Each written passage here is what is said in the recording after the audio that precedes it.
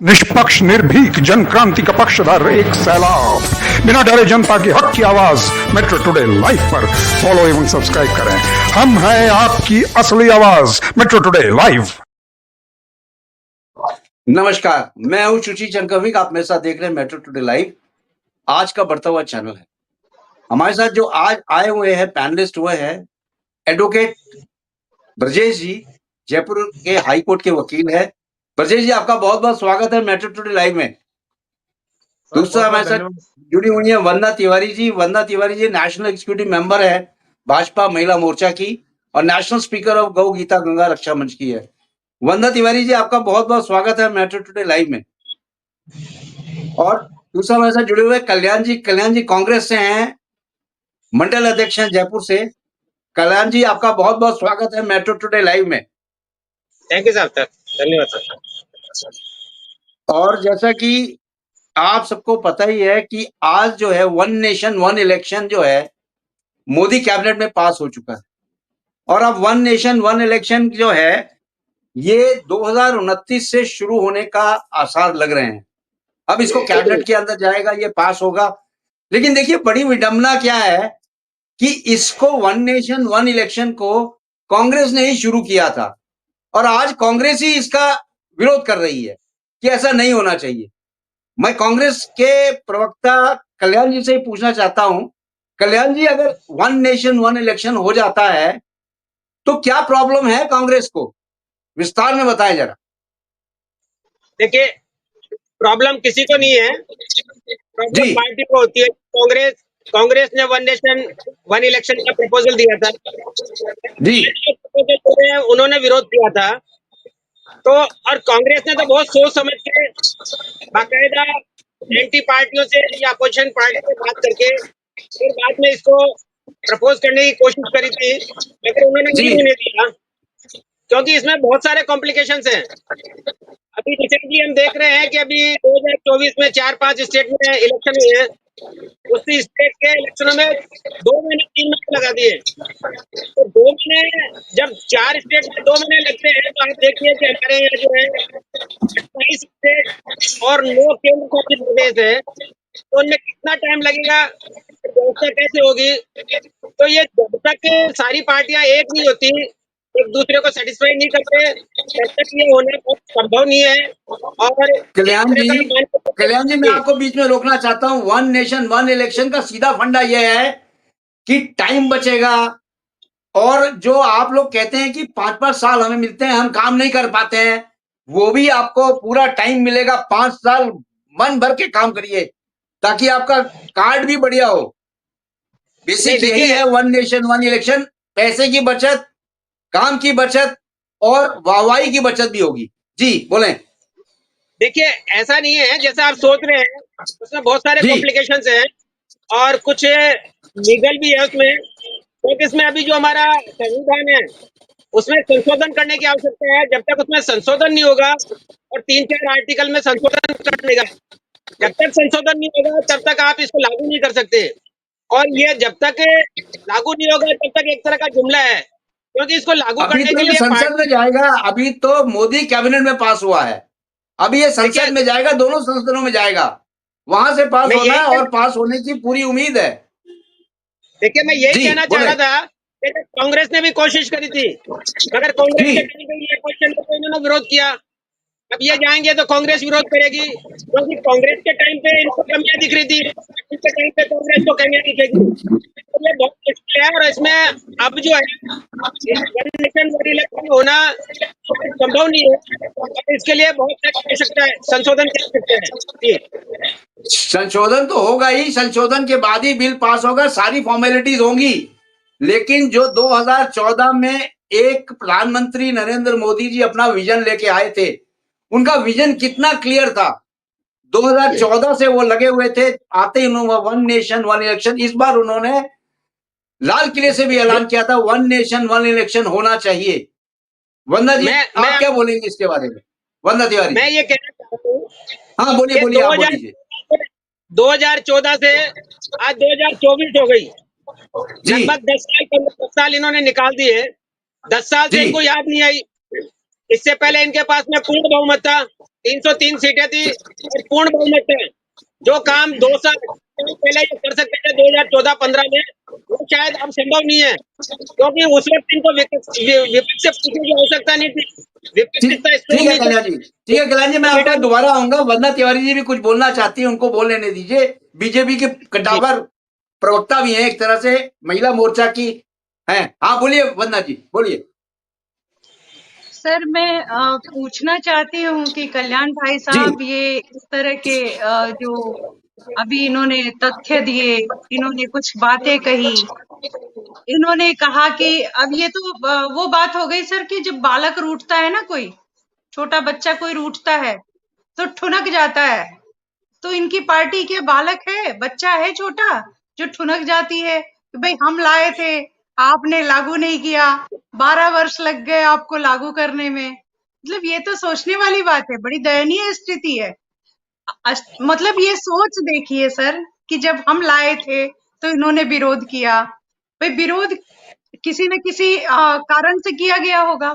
अब उस कारण में अगर संशोधन किया है और उसको फिर लाया जा रहा है तो फिर विरोध का कोई तात्पर्य नहीं है, कोई मकसद नहीं बनता।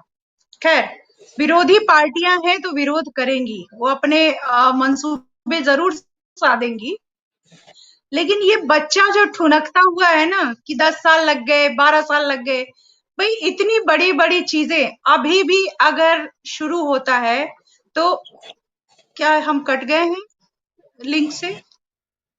नहीं कंटिन्यू कीजिए। लिंक से नहीं रिकॉर्डिंग चल रही है, तो रिकॉर्डिंग चल रही है, रिकॉर्डिंग है। ओके, अभी भी जहां तक प्रधानमंत्री जी ने लाल किले से कहा और अभी चूंकि बीजेपी के यहाँ से इसे पास किया गया, अभी ये संसद में जाएगी, प्रक्रिया चालू होगी और 29 तक होने की संभावना बन रही है। ऐसा नहीं है कि 1 दिन में, 2 दिन में, 3 दिन में ये सारी चीजें इतनी, मतलब ये ऐसी कोई ये नहीं है कि थाली में भोजन परोसा और सामने परोस दिया और आपने खाना शुरू कर दिया, ऐसा नहीं हो सकता। कहने का अर्थ ये है कि कांग्रेस को ये समझना चाहिए कि जन नीति में जो जन साधारण के लिए अच्छी चीजें हैं उसमें विरोध करने का कोई तात्पर्य नहीं बनता।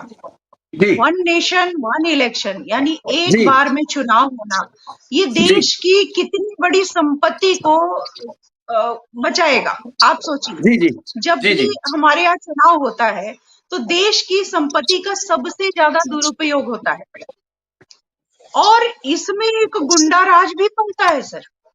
जिस स्टेट में जहां चुनाव होता है, बाकी स्टेटों से गुंडे बुला करके उस स्टेट को कंज्यूम किया जाता है। सर ये एक बहुत तगड़ी साजिश चलती है, इससे भी मुक्ति मिलेगी। भाई अपने अपने स्टेट में सब रहेंगे और अपने अपने स्टेट में अगर कोई भी चीज, तो फिर इस तरह की ये जिहारत नहीं होगी, ये बदमाशियां नहीं चलेंगी सर। और सबसे बड़ी बात, संसाधन, लोगों का समय। सर हमारे ख्याल से इलेक्शन के टाइम में हमारे बहुत सारे डिपार्टमेंट के लोगों को उसमें इन्वॉल्व होना पड़ता है।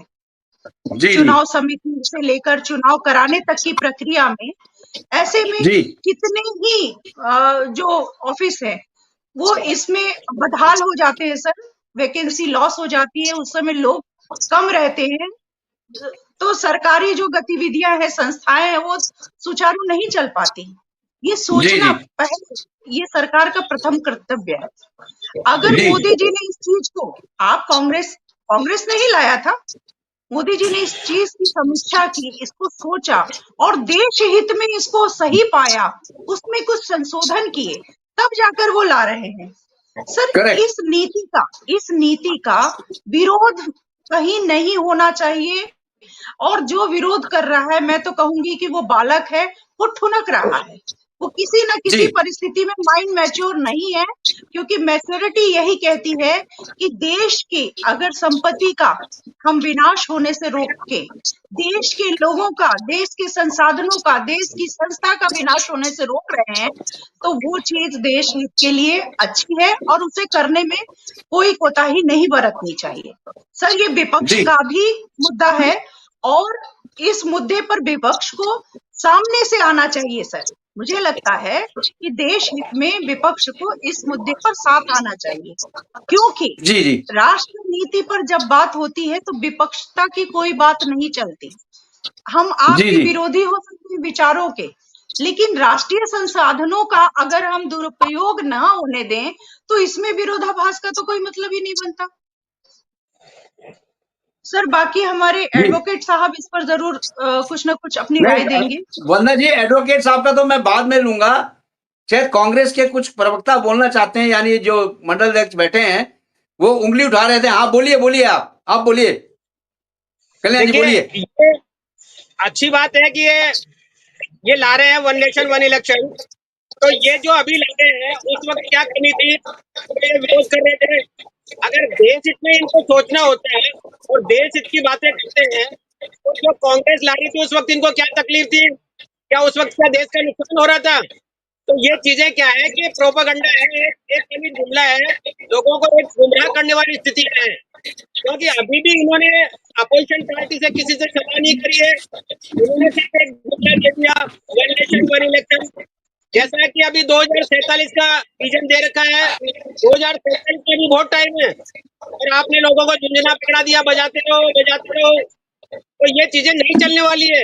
आपने विपक्ष पार्टी से कभी सलाह करी कि भाई क्या होगा, किस तरह से होगा, या इसमें जो कमियां थी आपके टाइम पे ये था, अब हम ये करने जाते हैं, ये संशोधन हो गया, वो नहीं करे। ये क्या है कि जैसे ये कह रही है कि बच्चा है ठुमक ठुनक जाता है, तो ये चीजें क्या कि एक 60 साल का आदमी सटिया जाता है और वो अपनी मनमर्जी करने लग जाता है। तो ये सटिया गए हैं, अपनी मनमर्जी करने हाँ लगे हैं। बोलिए बोलिए वंदना जी, बोलिए बोलिए वंदना जी, जवाब दीजिए, काउंटर करिए वंदना जी, काउंटर करें। मानस अगर होता, सर मानस होता शब्द तो 10 साल में संबोधन लागू हो सकता था। शब्द और 10 साल संबोधन में का बहुत विशेष ध्यान कार्यान्वित रखना नहीं हो चाहिए। सकता था, तो ये नहीं चाहते सर थे। जी जी बच्चा ठुनकता है ये कोई अपशब्द नहीं है, लेकिन 60 साल का आदमी सटिया गया है ये अपशब्द ये है, अच्छा नहीं है, और मैं इसे ये भी काउंटर अच्छा नहीं करूंगी। है। हमारे हमने ये अच्छा प्रवक्ता शायद बोल रहे हैं कि इस उम्र में वो भी पहुंच चुके हैं, और अगर ये अच्छा मैं नहीं इस है। बात को यहाँ तूल दे दूं, मैं यहाँ अगर तूल दे दूं तो मैं कह सकती हूँ कि कल्याण भाई साहब आप अपनी उम्र का लिहाज नहीं कर रहे हैं, क्योंकि जब आप किसी एक को उंगली दिखा रहे हैं तो 4 उंगलियां आपकी तरफ खुद घूम के हैं, देखिए उस चीज ये का जी विशेष जी ध्यान रखा जाए। दूसरी बात 50 दूसरी साल के बात आदमी, 80 कोई साल के भी आदमी को कोई भी बचाना है। आप नियमावली, कोई भी संस्था पहले खड़गे जी, आपस में खड़गे विचार को कितने विमर्श साल कल्याण का जी करती काम सुन है, लो सुन लो, उसके खड़गे जी को बाद कितने साल लोकसभा का में काम लाएगी। है? जब लोकसभा में कल्याण जी लाएगी सुन तो लो, पूर्ण रूप से खड़गे जी बच्चे हैं लोकसभा क्या? में जब लाएगी तो मैं पूर्ण ये रूप पूछना से चाहता हूँ, ये साबित हो जाएगा कि किस किस बात पर संशोधन हुआ है। निश्चित खड़गे तौर जी पर बच्चे हम हैं आगे क्या? बढ़ रहे हैं, संशोधन के साथ बढ़ रहे हैं। संशोधन को एक्सेप्ट करना आपकी मति है तो ठीक है, नहीं है तो कोई बात नहीं, लेकिन आप किसी के ऊपर इस तरह का एलिगेशन नहीं लगा सकते, क्योंकि वो अकेले व्यक्ति प्रधानमंत्री जिनको सठिया गया है, ये शब्द बोला जा रहा है, वो देश नहीं चला रहे हैं। सर हमारी भी एक संस्था है, बीजेपी अपने जी आप में एक पूरी बड़ी राष्ट्रीय पार्टी है सर। यहाँ एक व्यक्ति जी का जी मनमानी नहीं चलता सर, किसी भी संस्था में किसी एक व्यक्ति का नहीं मनमानी चलता। कोई भी संस्था अपने बोर्ड ऑफ डायरेक्टर्स की मनमर्जी भी देखती है सर, उससे विचार जी विमर्श करती है, तब जाकर के वो पारित करती है। सर संस्थाओं में जो कमियां थी, जो इनके वन नेशन वन पेंशन में वन नेशन और वन इलेक्शन, इलेक्शन का जो था, वो मुद्दे में काफी कमियां थी, उस कमियों को ओवर आउट करके लाने की अभी चल रही है, और अभी तो पूरी तरह जी से लाया ही नहीं गया है सर, अभी तो पूरी तरह से लाया ही नहीं गया है। अभी आप अभी तो सोचिए केवल किसी मोदी एक खेमे कैबिनेट में में पास हुआ है। किसी एक खेमे जी में अगर इस तरह का विरोध हो रहा है, तो ये मानसिकता आपको ये दर्शाती होगी कि ये पहले से मुद्दे बने हुए हैं कि हमें विरोध करना है, चाहे वो सही हो जी चाहे वो गलत हो, लेकिन हमको उसका विरोध करना है। सर माननीय जी प्रधानमंत्री जी बहुत संयमित तरीके से अपना काम कर रहे हैं, और उन्होंने उन्होंने ये किसी को सब्ज बाग नहीं दिखाया कि आज उन्होंने थाली में भोजन लाया है और कल परोस दिया है। बिल्कुल नहीं सर। जी जी मैं ये कह करेक्ट रही हूँ, अगर 29 तक का उन्होंने टारगेट रखा है तो निश्चित जी तौर पर 29 तक इसमें पता नहीं कितने संशोधन होंगे। और जी मैं इस चीज को चैलेंज के साथ कह सकती हूँ सर कि ये जिस दिन हो गया सर, बहुत लोगों की गुंडागर्दी बिल्कुल बंद हो जाएगी। मैं बार बार जी कह रही हूँ सर कि आपके चैनल के माध्यम से कि बहुत लोगों की गुंडागर्दी बिल्कुल बंद हो जाएगी। सबसे बड़ी बात, जी जी हमारे देश के बेरोजगारी और हमारे देश के सारी चीजों पर जब ये लोग बात करते हैं तो ये क्यों नहीं सोचते कि अगर संसाधन बचेंगे, हमारे पैसे बचेंगे, हमारा समय बचेगा, तो उसका मैं हम भी कुछ कल्याण जी बोलूं। एक सदुपयोग मिनट, करेंगे। कल्याण जी सर, एक हम मिनट, आपको उसका टाइम मिलेगा, सदुपयोग आपको 30 करेंगे। सेकंड का टाइम दूंगा, सर, रुक जाओ। हम उसका सदुपयोग करेंगे। क्यों नहीं चाहते ये लोग कि देश हित में सदुपयोग हो? उस पैसे की बर्बादी का जो इलेक्शन में करोड़ों करोड़ों रुपए फूके जाते हैं, अगर वो देश के संसाधनों के लिए काम में आए तो किसकी इसमें इसमें किसकी रजामंदी नहीं होनी चाहिए सर? एक विवेकशील आदमी इसके लिए पूरी तरह से सहमति प्रदान करेगा सर। बाकी और जी विरोध का कोई बात नहीं। जब हम पहले से ठान चुके हैं तो हम अच्छी और बुरी हर चीज का विरोध करने के लिए बैठेंगे। पर अगर जी युक्तिबद्ध देखा जाए, अगर देखा जाए कि विवेकशील व्यक्ति है तो वो इस बात का विरोध बिल्कुल नहीं करेगा। जी अब जवाब दें कल्याण जी, अब आप जवाब दें, 30 सेकंड है आपके पास, बोलिए। देखिए, थोड़ी सी बात पे कैसा गुस्सा आता है। मेरा कहने का मतलब ये है कि ये भले ही कुछ नहीं बोले, सामने वाले बेवकूफ है, वो चुप है, कुछ नहीं बोले। ये मैं कहता हूँ, खड़गे साहब क्या बच्चे हैं क्या? वो ठुनक रहे क्या? या खड़गे साहब से इन्होंने सलाह करी है क्या? अगर विपक्ष का कोई आदमी है तो वो भी देश का वासी है, उसका भी देश में हक है। अगर देश हित चाहते हैं तो आप क्यों नहीं विपक्ष से बात करती हैं? आप अपनी मनमर्जी क्यों चलाते हैं? आपके अकेले का बीजेपी का देश है या बीजेपी के साथ में कोई अलायंस पार्टियां नहीं है या देश में अन्य पार्टियां नहीं है? ये सिर्फ जुमलेबाजी है, जुमलेबाजी करना है, लोगों को गुमराह करना है। इन्होंने किसी से सलाह नहीं करी, किसी से बातचीत नहीं करी, और जैसे रात में 8 बजे आके नोटबंदी करते हैं, वैसे one nation one election, one nation one election. तो ये कोई इनका घर का मसला है क्या? बीजेपी का कोई घर का राज है क्या बीजेपी यहाँ पे? कम से कम देश इतना अगर ये सोचते हैं, देश इसके बारे में बात करते हैं। और फिर दूसरी बात ये है कि जो इलेक्शन हो रहे हैं, हरियाणा में इलेक्शन हो रहे हैं और जम्मू कश्मीर में इलेक्शन हो रहे हैं, वहां पर इनकी कुर्सी खिसक रही है, इसलिए ये जुमला दे रहे हैं, लोगों को बहका ले। तो ये गुमराह करने की स्थितियां कर रहे हैं। गुमराह नहीं करे। अगर देश इसमें कुछ करना चाहे तो देश के लोगों से बात करे। जो मोदी जी मन की बात करते हैं, ये मन वाला काम नहीं है, देश हित का काम है। मन की बात भले कोई भी करे, कैसे भी करे। बाकी कम से कम जो विपक्ष पार्टियां हैं ठीक है, और अन्य ठीक है पार्टियां, कल्याण जी, आप उनसे करें, देश में ठीक बातचीत है करें। कल्याण जी, कैसे हो सकता है? और ठीक है, बाद में अनाउंस ठीक है करें। कल्याण जी, आपको वापस टाइम दूंगा, मैं आपको वापस टाइम दूंगा। जी जी एडवोकेट ब्रजेश जी, आपने वंदना तिवारी जी को भी सुना, कल्याण जी को भी सुना।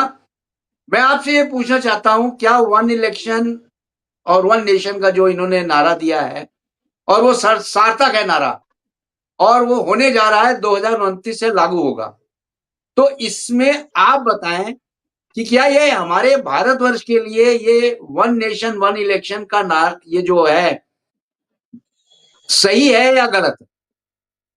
अभी आपने दोनों लोगों को सुना, आपने बीजेपी वाले और कांग्रेस वालों को, उनका भी जिस्ट निकालिए और बताइए मुझे।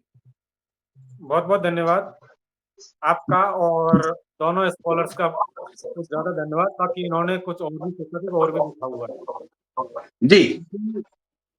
ये लड़ाई अभी जब मैं देख रहा था पिछले 10 मिनट से, मुझे लग रहा था कि ये बीजेपी और कांग्रेस की लड़ाई है, वन नेशन वन इलेक्शन की लड़ाई नहीं है। और एक दूसरे को स्वयं अपने श्रेष्ठ सिद्ध करने के चक्कर में पता नहीं क्या क्या करना था बहुत देर से। जी बहुत बहुत धन्यवाद, इन्होंने कम से कम हमें सुनने के लिए तो धैर्य रखा। खैर, अब आते हैं विषय पर। विषय ये जो था कि वन नेशन वन इलेक्शन, इससे पहले मैं थोड़ा सा सर आपका ध्यान 2017 में लेके जाना चाहूंगा। 1 जुलाई 2017 से हमारे यहाँ पर जीएसटी लागू हुआ है। जी हाँ, हुआ था। 2017 से जीएसटी आज सफलतापूर्वक चल रहा है। इसमें जो श्रेय है वो किसी एक व्यक्ति का नहीं है, किसी एक पार्टी का नहीं है। उस समय पर जितने आपकी जो पॉलिटिकल पार्टीज थी और जितने स्टेट गवर्नमेंट्स थी, भी इसमें एक प्लेटफॉर्म पर थी, सभी एक ही ट्रेन में थी, एक ही बस में थी, सवार थी, सबको लेके चला गया था। और जीएसटी का जो मुख्य जो था उसमें 3 प्रकार के जो कई प्रकार के टैक्सेस थे सबको मर्ज करके गुड्स एंड सर्विस टैक्स नाम का जीएसटी प्रणाली चलाई थी और 1 जुलाई 2017 से इसको लागू किया गया था। तो केंद्र जी सरकार ने इस पर आश्वासन दिया था राज्यों को कि यदि जीएसटी के लागू होने के बाद में राज्यों को यदि राजस्व की हानि होती है, रेवेन्यू का लॉस होता है, तो उस लॉस की क्षतिपूर्ति केंद्र के द्वारा कुछ सालों तक की जाएगी ताकि वो पिछड़ापन की श्रेणी में आ जाए। जी तो उसमें मैं आपको थोड़ा-सा कहना चाहूँगा कि जीएसटी चलाने का घाटा देखिए कितना बड़ा घाटा है। एक जीएसटी काउंसिल काम कर रही है नेशनल लेवल पर और उसके हर राज्य के मुख्यमंत्री या फिर उनके वित्त मंत्री कह लीजिए या उनके प्रतिनिधि कह लीजिए, हर राज्य के वहाँ पर प्रतिनिधित्व है, हर राज्य के वहाँ पर मेंबर बैठते हैं और वो सर्वसम्मति से इसका निर्णय लेते हैं। अब जी बात आती है सर वन इलेक्शन की। देखिए सर 2014 में जो बीजेपी की गवर्नमेंट आई थी, तो उनका एक विजन था। उस विजन की तरफ मैं थोड़ा-सा 10 साल पहले जाना चाहूँगा और मुझे आज भी वो याद है। तो वो विजन ये था मिनिमम गवर्नमेंट, मैक्सिमम गवर्नेंस। इस शब्द का जो अर्थ बताता हूँ सर तुम्हें। मिनिमम गवर्नमेंट, मैक्सिमम गवर्नेंस का अर्थ ये होता है लीगली अगर देखा जाए कि कम बाबूगिरी और ज़्यादा हमारी आउटपुट। कम बाबूगिरी, जी ज़्यादा आउटपुट। अब इसका आउटपुट थोड़ा-सा मैं बता देता हूँ कि जब वो मैं being a law graduate, being advocate मैं एक आप थोड़ी-सी बात बताता हूँ सर कि उस समय पर सेंटर में 3000 सेंट्रल कानून थे, सेंट्रल कानून 3000। डिपार्टमेंट के मतलब जितने भी डिपार्टमेंट हैं सेंटर में, हर डिपार्टमेंट में 4-4, 5-5, 10-10, 15-15 कानून बने हुए थे। मैं अब किसी कॉमन आदमी को ये समझ में नहीं आता कि पर्यावरण एक है, पर्यावरण के कानून 10 कितने हैं? एयर एयर कानून अलग, वाटर का कानून अलग, लैंड, जल, थल, नभ अलग-अलग कानून इस तरह से बने हुए थे। उस समय पर 2014 की बात थी, उस समय पर 1200 कानून 1200 लॉज़ बस उनको मर्ज किया गया या उनको रद्द किया गया या उनको सबको मिला के एक नया कानून बनाया गया। 3000 कानून में से करीब-करीब 1300 कानून ऐसे करके और 1700 कानून बचे थे। अब वो जी मिनिमम गवर्नमेंट मैक्सिमम गवर्नेंस की तरफ जब ये जा रहा है, तो उसमें क्या कहते हैं जब बहुत सारे कानून, बहुत सारे नियम कायदे करके जो हो रखे हैं, इनको थोड़ा-थोड़ा कम कर दिया। हो सकता है ये आइडिया 20 साल बाद फेल हो जाए, हो सकता है कोई और दूसरा आइडिया है, पर आज के टाइम पर ये आइडिया है। सेम इसी तर्ज पर आया हुआ है अपना वन नेशन वन इलेक्शन का idea. Correct one nation one election पहले सर कानून नहीं था, लेकिन मैं आपको शायद पहले भी बता चुका था, पिछली डिबेट में कभी हुई थी शायद। तो 1947 से लेके 1967 तक करीब-करीब 20 वर्ष तक देश में राज्य विधानसभाओं के और लोकसभा के चुनाव एक साथ हुआ करते थे और साथ में चुनाव करीब 20 साल चल गया था ये फंडा। उसके बाद में क्या हुआ सर, कहीं पर राष्ट्रपति शासन हो गया, कहीं पर समय से पहले विधानसभा भंग हो गई, कुछ ऐसे कारण होते गए, जिसके कारण सर लोकसभा और विभिन्न राज्य राज्य की विधानसभाओं के चुनाव अलग-अलग टाइम पर होने लग गए सर। होने लग गए फिर सर 1983 में उस टाइम पर तत्कालीन केंद्र सरकार के माइंड में आया कि चलो इसको एक बार फिर दोबारा से ऐसा करते हैं। तो उसमें मैं मानता हूँ कि इसमें सर संविधान में संशोधन करने पड़ते हैं और संशोधन करने के बाद में ही तब ये काम जो है चीज़ें हो पाती हैं। अब इसके लिए sir one nation one election का आइडिया जो था, इसके लिए इसी साल मार्च अप्रैल में फरवरी मार्च में सर माननीय पूर्व राष्ट्रपति रामनाथ कोविंद जी की अध्यक्षता में कोविंद समिति बनाई थी। और जी जी उस समिति में मैं रिपीट कर रहा हूँ, इस वर्ड को थोड़ा अंडरलाइन कीजिएगा। उस समिति ने सभी स्टेक होल्डर्स से, जितने भी हितधारक हैं, जितनी भी पार्टियां हैं, उनसे सभी से सुझाव मांगे थे जी और उन सभी सुझावों को इनकॉर्पोरेट किया था अपनी उसमें रिपोर्ट में। और रिपोर्ट वो में हाँ देखो उनकी जो समिति की जो रिपोर्ट है कमेटी आज कोविंद कमेटी रिपोर्ट जब आज नहीं आती 10 साल 20 साल बाद भी पता कर सकता है कोई व्यक्ति कि वो रिपोर्ट आज जो पब्लिक डोमेन में इंटरनेट पर है सर, गूगल से डाउनलोड कर सकते हो। जी जी जी उसमें सर सभी पार्टियों से इसमें सलाह ली गई है और सभी पार्टियों के प्रतिनिधियों के हस्ताक्षर है उसमें। करेक्ट हस्ताक्षर करने के बाद, सलाह लेने के बाद, सभी से राय लेने के बाद ये रिपोर्ट तैयार की गई है। रिपोर्ट तैयार करने के बाद में ये गवर्नमेंट को रिपोर्ट हैंड ओवर की गई है और गवर्नमेंट ने भी फिर अपने हिसाब से इसको सोच विचार किया होगा महीने 2 महीने का। ये आई थिंक जून या जुलाई में दी इसको गवर्नमेंट को रिपोर्ट। तो उसके बाद में सितंबर में आई। इसका अर्थ ये है कि 2 महीने उस पर भी सर मंथली चिंतन कितना होगा तभी कर जी सर। जी जी मतलब अभी कैबिनेट में आई है। अब ये लागू कब होगा या नहीं होगा, ये फॉर्मूला लागू कैसे होगा, इसके बारे में सर अभी कुछ कह नहीं सकते। क्यों? क्योंकि करेक्ट अभी सर ये पटल पर जाएगी, संसद में जाएगी। संसद में जो शीतकालीन सत्र हो सकता है, मैं बता रहा हूँ सर, हो सकता है शीतकालीन में जाके अगले में चली जाए। तो सरकार पे डिपेंड करता है कि बिल को कब लेके आते हैं, संसदीय कार्य मंत्री कब लेके आएंगे इस बिल को। अरे जब आएगा तो फिर उसके बाद में सर विधानसभाओं को देखा जाएगा, भाई रिसेंटली किस विधानसभा के चुनाव हुए हैं, कौन सी विधानसभा में कब हुए हैं। पर मैं आपके लिए बता दूं कि सर यदि सरकार चाहे तो संभव होता है, जी क्योंकि पूरे देश में आम चुनाव होते हैं लोकसभा के, तो इसका अर्थ यह है कि पूरे देश में लगती है ना उस समय पर आचार संहिता, जी उस जी समय पर पूरे देश में लगती है। इसका मतलब यह कि आचार संहिता तो लगी हुई है। अरे भाई जिस मंडप में एक लड़का लड़की की विवाह हो रहा है उसमें सर सामूहिक विवाह भी तो होते हैं। करेक्ट सामूहिक विवाह भी कितना खर्चा बचता है सर? टेंट वाले का खर्चा बचेगा, मैरिज होम वाले का खर्चा जी बचता है सर, लड़का लड़की को अलग अलग से बारात आती है उनका सबका खर्चा बचता है, दोनों तरफ से बेटा बेटी वाले एक और जगह कर लो। सबसे बड़ी बात यह है एडवोकेट साहब, सबसे बड़ी बात यह है कि आप देखिए कि देश का जो काम ये 5 साल का जो होता है टेनेचर, जो पार्टियां आती हैं कहती हैं मुझे टाइम नहीं मिला, मुझे काम करने का टाइम नहीं मिला, मैं अपना ये कर देती, मैं पब्लिश कर देती, मतलब वहां पे सारे लोग नतमस्तक हो जाएंगे। 5 साल जम के काम करो, उसके बाद आ जाओ इलेक्शन में, फिर एक साथ इलेक्शन होगा। एक चीज मैं आपसे और पूछना चाहता हूं एडवोकेट साहब, माफ करिएगा मैं आपको बीच में रोका था मैंने। मैं एक चीज आपसे ये पूछना चाहता हूं, सपोज करिए वन नेशन वन इलेक्शन तो हो रहा है, सपोज करिए किसी भी जगह पे जो चीफ मिनिस्टर बनाया गया है उस स्टेट का, मान लीजिए कोई वहां मिस हैपनिंग हो जाती है चीफ मिनिस्टर के साथ, तो क्या उस स्टेट में इलेक्शन होगा या नहीं होगा? जी धन्यवाद सर, बहुत बहुत धन्यवाद। पहले तो मैं थोड़ा सा आपकी बात को टेक्निकली सही कर देता हूँ। चीफ मिनिस्टर के साथ ये करने से इलेक्शन में तो कोई फर्क नहीं पड़ता, विधानसभा पे कोई फर्क नहीं पड़ता। इसका ताजा उदाहरण अभी दिल्ली है, जहाँ पर जी चीफ मिनिस्टर के हाथ बांध दिए गए हैं। सुप्रीम कोर्ट ने बोल दिया कोई फाइल पर साइन नहीं करोगे तो चीफ मिनिस्टर स्टेप डाउन होकर राज्यपाल दूसरे चीफ मिनिस्टर बना सकते हैं। तब तक करेक्ट जब तक वो दल बहुमत एंजॉय नहीं करता है, वो पार्टी में बहुमत का अर्थ है +1, +1 के भी विधानसभा में कोई दिक्कत नहीं है।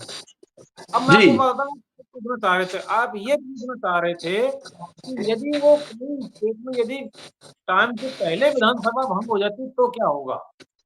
करेक्ट अब इसका सर जी इसका उत्तर देता हूँ मैं, इसका उदाहरण के साथ उत्तर देता हूँ। हमारे राजस्थान में जो पंचायतों के चुनाव होते हैं ना सर, वो हर 5 साल में होते हैं, क्योंकि राज्य की विधानसभा और लोकसभा और राज्यसभा इनका चुनाव केंद्रीय चुनाव आयोग करवाता है, और जो लोकल बॉडी होती है पंचायत और नगर निकाय, इनका चुनाव स्टेट का काम है चुनाव कराना। जी तो जो पंचायत होती है हमारे यहाँ पर 2020 में पिछली बार हुई थी और अभी 2025 में होगी सर, जनवरी फरवरी में। जी अब इसमें से कोई पंचायत अगर समय से पहले भंग हो जाती है या किसी पंचायत में लेट चुनाव होते हैं, तो जी लेकिन क्या है, वो पंचायत का ड्यूरेशन जो उसकी अवधि होगी वो उतनी कम हो जाएगी, और बाकी के जो अगले चुनाव होंगे पंचायतों के, वो पंचायत को भी उसी टाइम पर जाना पड़ेगा। मान लीजिए कोई पंचायत, बाकी पंचायतें 5 साल के लिए होती हैं, लेकिन मान लो कोई पंचायत 4 साल के लिए किसी टेन्योर है उसका, तो उसको जी 4 साल बाद ही के साथ में जाना पड़ेगा, क्योंकि कदम ताल मिलाना जरूरी है। ऐसे ही ऐसे ही यदि किसी राज्य की विधानसभा समय पूर्व भंग हो जाती है, तो उस विधानसभा में दोबारा चुनाव होगा, लेकिन वो चुनाव पूरे 5 साल के लिए नहीं होगा, केवल बची हुई अवधि के लिए होगा। करेक्ट मान लीजिए 2029 से 2034 के लिए सारे विधानसभा और लोकसभा के चुनाव हो गए, और कोई हो गए विधानसभा 2031 में भंग हो जाती है, 2031 में भंग हो जाती है, तो 31 में जो चुनाव होगा वो 2036 तक के लिए नहीं होगी वो विधानसभा अगली, जी जी 34 के लिए होगी, भले वो पीरियड 2.5 साल का हो, भले वो 3 साल का हो, भले वो 4 साल का ठीक हो। ठीक है। हाँ, 6 महीने अगर चुनाव में बचे हुए हैं बाकी चुनाव में, तो उसमें कोई चुनाव नहीं होगा, फिर वो साथ ही चुनाव में जाएंगे। जी जी ठीक है, आपके पास मैं दोबारा आऊंगा एडवोकेट साहब। जी अब मैं वंदना जी से पूछना चाहूँ, वंदना जी अभी एडवोकेट साहब ने कुछ बताए तर्क कि क्या है, कैसे है, क्या है वन नेशन इलेक्शन, कैसे है, क्या आपको भी कोई तर्क रखना है या कुछ रखना है तो आप रख सकती हैं। 30 सेकंड मैं आपको देता हूं और 30 सेकंड कल्याण जी वंदना जी को काउंटर करने के लिए मिलेंगे। वंदना जी बोलेंगी। जी वंदना जी बोले, आप बोलिए। Thank you sir. सर जैसा अभी हमारे एडवोकेट साहब ने बोला, जी बहुत अच्छे से ब्रीफली उन्होंने समझाया इस बात को। सर कहने का अर्थ मैं फिर दोबारा सिर्फ उतना ही कहना है कि जी जी जैसा उन्होंने कहा कि सिग्नेचर है, सभी स्टेट से आए हैं, जी सभी स्टेट से सिग्नेचर किए गए हैं, यानी ये पूर्व विदित है, लोगों के नॉलेज में है। जी जी हंगामा करना पर्याय है मेरा, क्योंकि मैं तो सिर्फ पार्टी हूँ। हंगामा करना पर्याय है मेरा, क्योंकि मैं सिर्फ पार्टी हूँ। मुझे अनुमोदन नहीं चाहिए, मुझे विविधताओं का आदत पड़ गया है।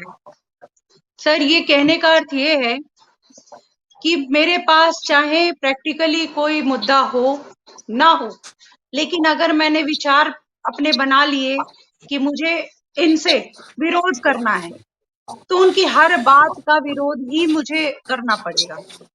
जी जी ये क्योंकि मैंने ठान लिया है, तो ठानी हुई चीजें और मानी हुई चीजों जी में जी बहुत अंतर होता है।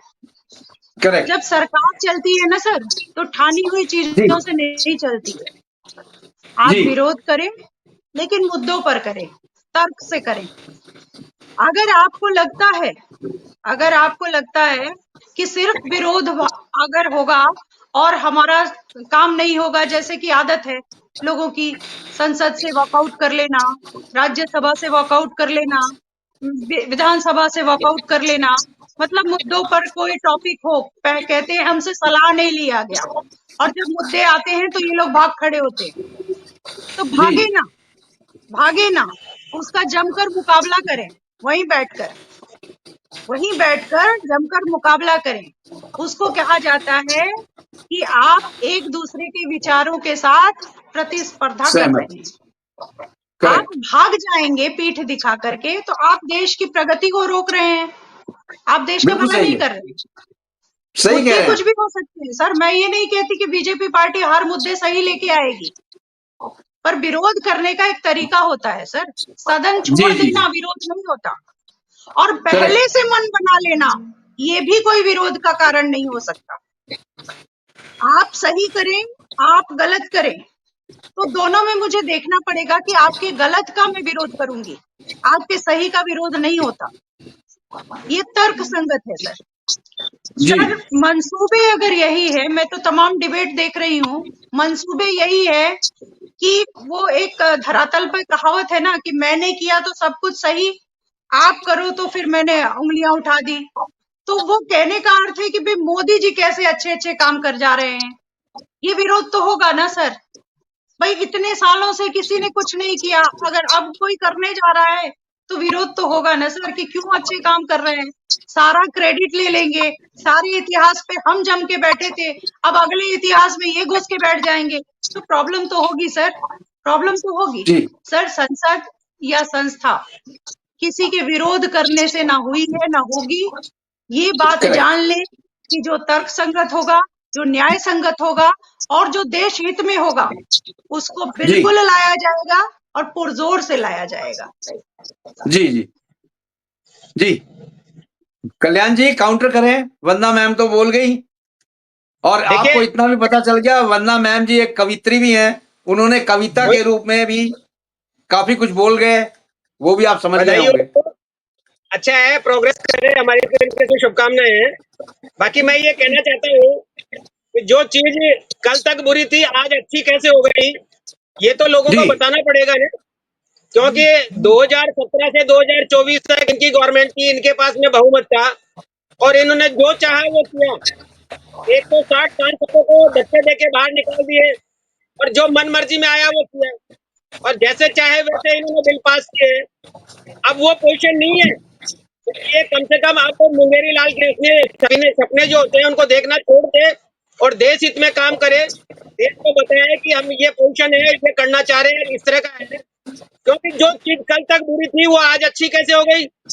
तो ये चीजें नहीं चलती। देश समझ रहा है, देश देख रहा है, इसलिए देश हित में अगर करोगे तो कोई विरोध नहीं करता, क्योंकि पब्लिक कल्याण जी, समझती है। तो अगर अपने कल्याण हित में जी, करोगे तो कोई विरोध कोविड करेगा। कल्याण जी, जी कोविद जी ने एक बुक सबमिट की है अपनी राष्ट्रपति को, मुर्मू जी को। आप वो ये बुक को थोड़ा देखिए, जैसा कि नहीं बोल रहे कब की थे जी। सर मैं यही जानना चाह रहा हूँ, ये कब की रिपोर्ट है, कब से बन रही है? ये रिपोर्ट पुरानी है, जब आप लोगों से मांगी गई थी, पीछे पीछे की रिपोर्ट नहीं, है। हाँ, यही तो एडवोकेट साहब यही बताएं, तो एडवोकेट साहब यही तो दिक्कत है इनको सर, क्लियर करें, वो कब की रिपोर्ट है? यही जो तो बुक दिक्कत आज है पब्लिश सर। कर दी गई है, ये भी वो कब की महीने है? में नहीं है, 4 महीने में किसको नहीं हुई है, बताऊं, अभी किसको तो डेट इलेक्शन है। डेट एडवोकेट साहब मैं बता तो दूं सर, मैं मान रहा हूँ, मैं आपकी बात को भी समझ रहा हूँ, उनकी बात को भी समझ रहा हूँ सर, उन्होंने भी सुना है, गौर से सुना है। तो मैं ये कहना चाहता हूँ कि देश के नागरिक को बताना ही ये बात या पॉलिटिकल पार्टी को बतानी है कि वो पुस्तक कब से देश के नागरिक को, देश की नागरिक, तो बताइए आप, देश देश के के नागरिक नागरिक को के बताएं, माध्यम से देश के नागरिकों को दो। अपने आप देखिए, देश के नागरिक। देश के नागरिक के, देश के तो मैं देश के नागरिक नागरिक के कोड नाते का कहना चल रहा चाहता है। हूँ कि बुक अपनी कल्याण जी पब्लिक सुन लो, आप है, पता कल्याण जी है, सुनो, आप मैं पॉलिटिकल पार्टी में नहीं हूँ सर, मेरा बचाव कौन करेगा? आप बताएं ना, किसने, आप बताइए, बताइए, आप बोलिए।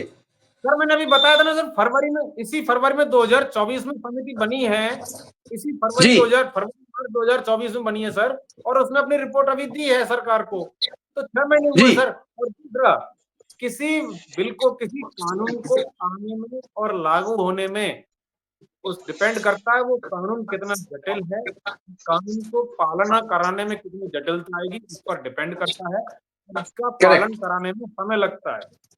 ये जी कानून अगर बन गया, अगर ये कानून बन जाता है, मैं इसका थोड़ी सी बता देता हूँ सर, इसकी थोड़ी टेक्निकलिटी।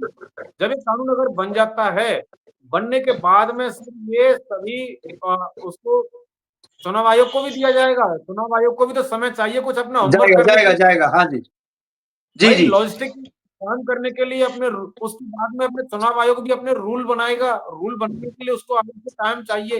तो ये संसद अपनी अपने जो कैबिनेट है, उसकी सरकार है, सरकार इस पर रूल बना के देगी कि भाई किस तरह से जी जी होगा। वन नेशन तो एक हो सकता है छोटा सा कानून बन जाए, उस कानून को बनाने के लिए प्रोसीजर भी तो बनाने पड़ेंगे सर, प्रोसीजर बनाने जी में जी समय लगता है, साल भर, 1.5 साल, 2 साल लगता है। आप देखिए सर, किसी कानून को उठा के देखिए, तो कानून बन गया, कानून बनने के बाद में उसके रूल बनते हैं। जैसे आपकी एग्जांपल लेता हूँ सर, अभी समान नागरिक संहिता उसमें उत्तराखंड में फरवरी में बन के तैयार हो गई सर, कानून आ गया, लेकिन वो लागू नहीं हुआ अभी तक। क्यों नहीं हुआ है? जी सरकार ने कानून बना दिया, सब काम हो गया, लागू क्यों नहीं हुआ? क्योंकि उस कानून को बनाने के लिए एसडीएम जो कर्मचारी लेवल तक, भाई कर्मचारी को थोड़ी पता कि वो कानून की वो टेक्निकलिटी क्या है, लीगल लीगल जी जी चीजें क्या है, उसको समझाने के लिए रूल बनाए जाते हैं।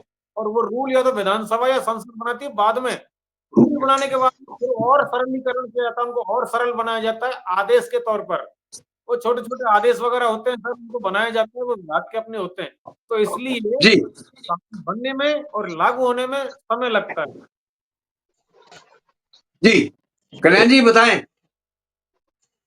देखिए बिल्कुल सही कह रहे हैं कि अभी इसमें बहुत सारा एनालिसिस होना बाकी है, बहुत भी नहीं है कि आपने कह दिया और चलो चालू हो गया। तो मैं यही कहना चाह रहा था कि अभी इलेक्शन को देखते हुए, चुनाव को देखते हुए एक जुमला है, एक स्टैंड है, अगर इसमें कुछ करना है तो कल्याण इसमें जी, साल डेढ़ कल्याण जी, आप जुमला कहते हैं, आप ही लोग जी लेके आए थे, कांग्रेस ही सबसे पहले लेके आए थे, वन नेशन वन इलेक्शन। उस समय जुमला सर नहीं था। लेके आए थे तो उस वक्त इन्होंने उसको जुमला मान लिया, क्योंकि ये करने नहीं दिया इन्होंने, उस वक्त ठीक है, जुमलेबाजी नहीं थी। तो ये ठीक सब है, ये है ना, आप तो ढूंढते हैं, अगर वो उस वक्त सही था तो गलत कैसे है, मुझे ये बता दे। अब ठीक गलत है, है तो उस वक्त सही गलत क्यों था? तो ये चीजें क्या ठीक है, है, देखिए जैसा एडवोकेट साहब कह रहे हैं कि इसमें बहुत सारे अमेंडमेंट होने बाकी है, ये बहुत इजी नहीं है। आपने जैसे यूसीसी का आपने पास कर दिया, उस वक्त आपका पूर्ण जी। बहुमत था, साहब पास कर दिया। बाकी उसको लागू करने के लिए अभी उसमें बहुत सारे अमेंडमेंट होने बाकी हैं। आपने अभी ठीक है। रिसेंटली जो है उस एक्ट में बहुत सारी धाराएं तोड़ी है, तो टाइम लगता है हर चीज में, इसलिए लोगों को ठीक है समझाएं कल्याण जी, और ठीक है कल्याण जी, करें तो टाइम मेरे बेटर पास इतना ही था। Thank you very much. जय हिंद, जय भारत। आप लोग सबका धन्यवाद। Thank you very much. जय हिंद, जय भारत। थैंक यू जय सर।